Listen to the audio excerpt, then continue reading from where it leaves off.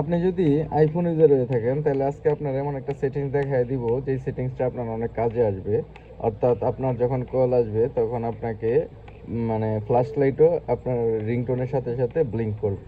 তো এটার জন্য কি করবেন, প্রথমে আইফোনের সেটিংস অপশানে যাবেন, সেখানে যাওয়ার পর অ্যাক্সেসিবিলিটি, ওইখানে যাওয়ার পর আপনি একটা অপশান খুঁজবেন, সেটা হচ্ছে ভিজুয়াল, অডিও অ্যান্ড ভিজুয়াল। ঠিক আছে, তখন আপনি এই অডিও অ্যান্ড ভিজুয়ালে ক্লিক করবেন, তখন সবার নিচে চলে যাবেন এলইডি ফ্ল্যাশ ফর অ্যালার্টস। ঠিক আছে, অর্থাৎ আপনার ফোনে কোনো নোটিফিকেশন বা কল আসলে আপনি এটা করতে পারবেন, দেখতে পারবেন ফ্ল্যাশ লাইটের মাধ্যমে আপনাকে একটা ওই ফ্ল্যাশ করবে আর কি, তখন এটাকে অন করে দিবেন।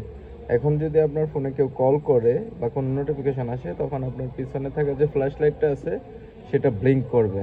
ঠিক আছে, তো ভিডিওটা যদি ভালো লাগে অবশ্যই কমেন্টস করবেন এবং লাইক শেয়ার করবেন।